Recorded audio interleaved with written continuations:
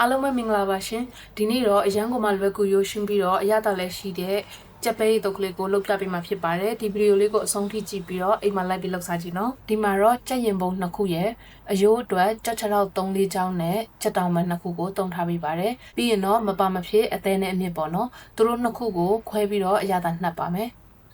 ဒါကတော့ဟင်းသီးဟင်းရွက်မှုတ်ပါဒီနေရာမှာကိုစားနေကြအရသာမှုပဲဖြစ်ဖြစ်အချို့မှုပဲဖြစ်ဖြစ်သုံးလို့ရပါတယ်ပြီးလို့ရှိရင်တော့စနုံမှုတ်အနေငယ်ရဲ့အယောင်တင်မှုတ်အနေငယ်ရဲ့ပြီးတဲ့အခါကျတော့ဒီမှာငန်းပြားရည်ကိုထမင်းစားစုံနဲ့2ဆွန်းစာတီတီသုံးထားပါတယ်ပြီးလို့ရှိရင်တော့အရာတာတွေအားလုံးအသားတွေကိုဝင်အောင်တေချာနေပြီးတော့လို့ရှိရင်နိုင်ဝက်ကနေပြီးတော့တနားရီထိနှက်ထားပေးလိုက်ပါမယ်ပြီးရင်တော့အသေးအမြင့်ကိုလည်းကိုသုံးမဲ့ပမာဏအလျောက်ဆိုနာကပါဝင်ပစ္စည်းရဲ့အတိုင်းပဲခက်မှန်းပြီးတော့ထည့်ထားပြီးတော့သူ့ကိုလည်းနှက်ထားပေးလိုက်ပါမယ်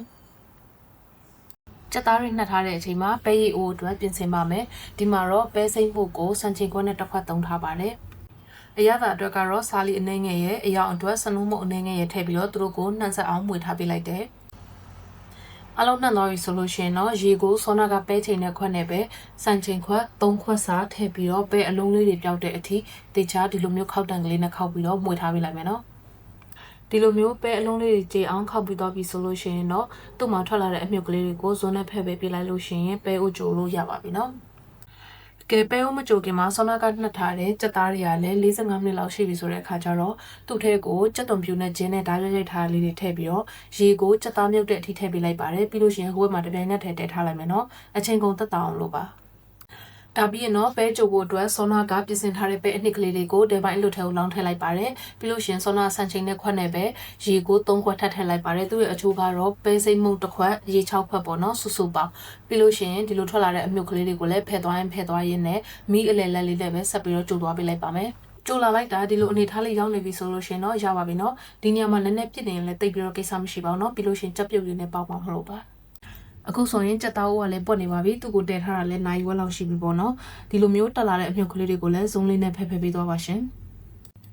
ကြက်သားကြက်ပြီဆိုလို့ရှင်တော့သူ့ကိုဘေးမှာဆဲထားပြီးတော့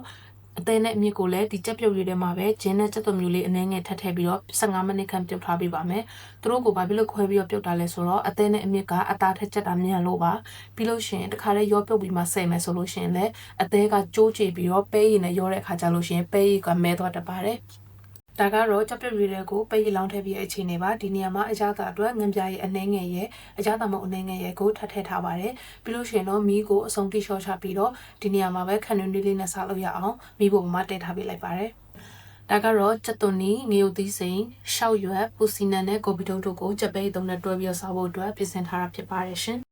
ပြီးရင်ကြက်သားလေးတွေကိုကိုလိုချင်တဲ့အနေထားလေးတုံးပြီးပြီဆိုလို့ရှိရင်ပကံအလွတ်တစ်ခုလေးတွေမှာထည့်ပဲရည်ကိုထည့်ပြီးရင်ဆောနာကတော့ပင်လေးတွေကိုထည့်လိုက်ရင်အရသာရှိတဲ့ကြက်ပဲတုံးလေးရပါပြီရှင်